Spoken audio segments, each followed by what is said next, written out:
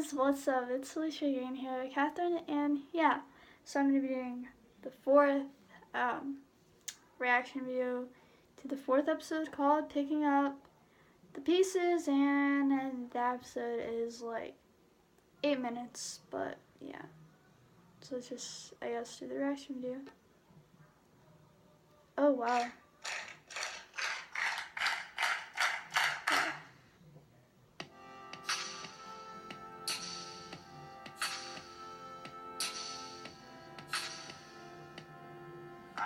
I was surprised when everyone was really excited and I got a sign-on deal with Interscope. I mean, that was one of the best things that's ever happened to me.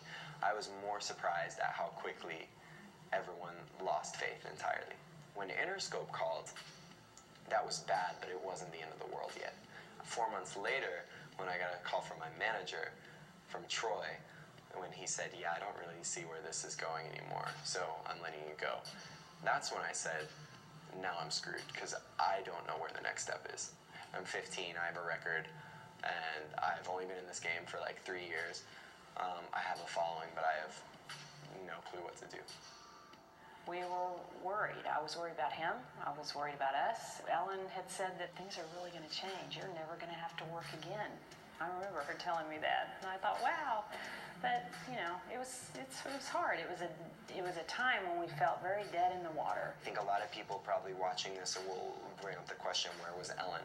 Ellen did everything that she could have done, but it was out of her hands at that point. Once there's money involved and once there's people in their checkbooks that are involved, they're going to be very adamant for what was going on.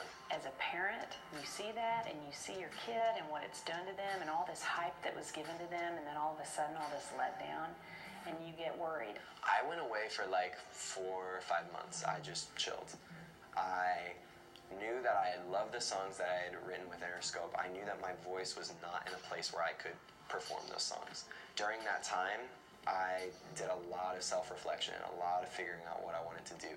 I think even through those darkest moments, what I found through that time was I sort of garnered a love for music again. I went out and I started buying records. I started buying vinyl. You have Elton over here. I have some Beatles. I have Elvis.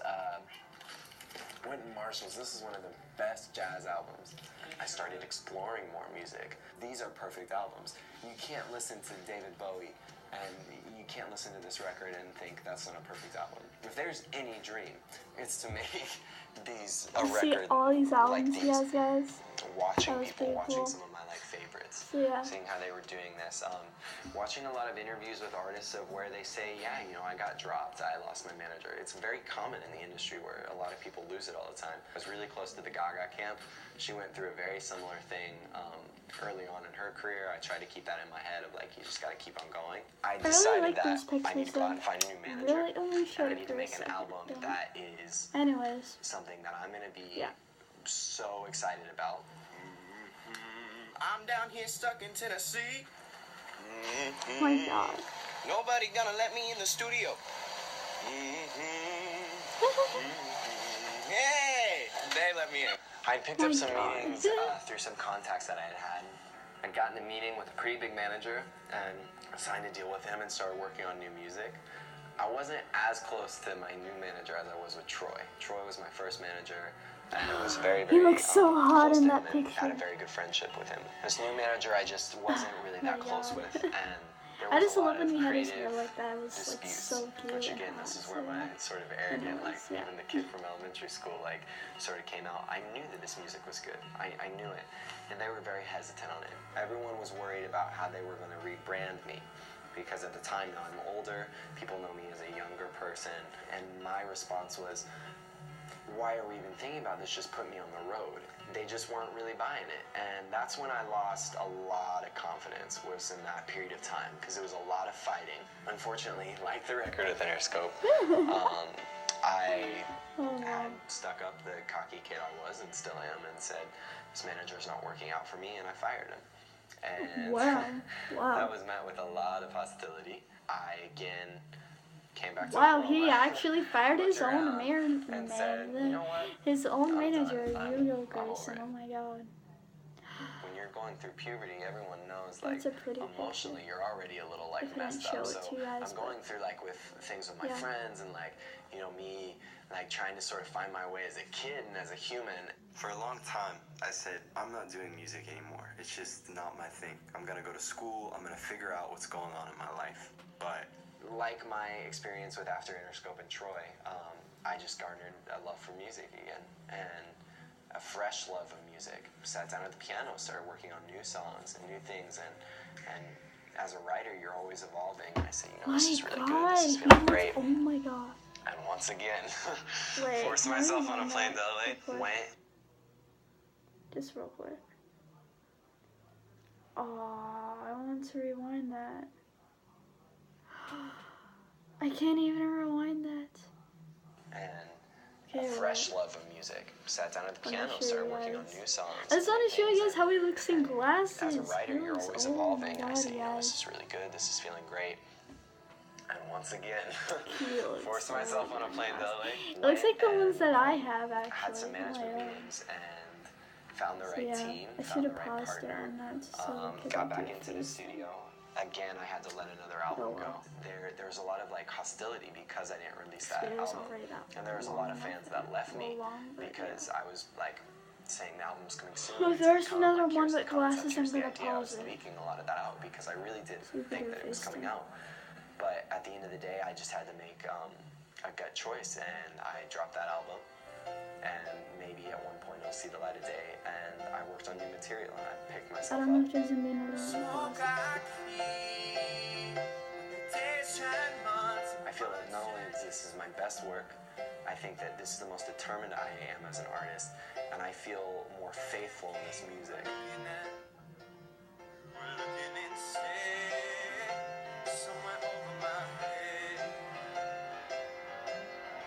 milk and These are some of the honey. best songs that I've been a part of in the last few years, and certainly the best songs I've heard from him. And I think this is some of the best records he's ever written. And we're just really excited to show this new chapter to his fans. I think his fans have been waiting for a very long time for his new music. I just see him smiling from ear to ear because it's finally he's able to showcase what he's been working on for so long. Could've stepped back and take a break.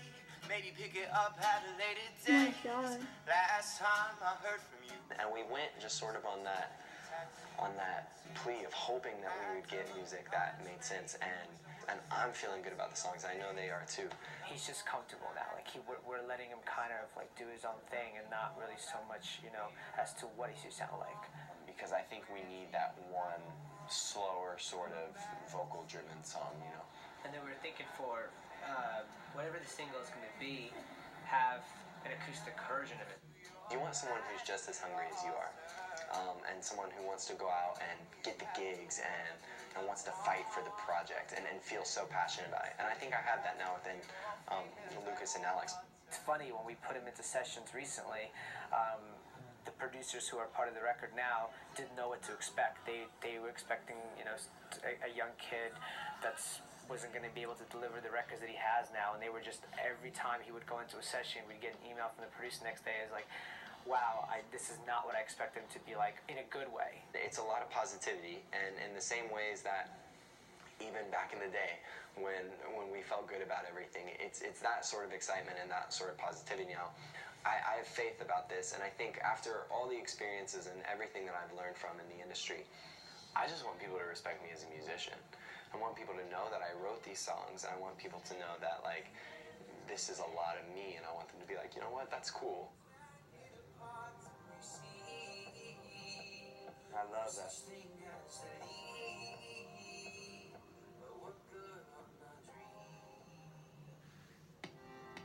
Okay, so that was it for that episode called Picking Up the Pieces.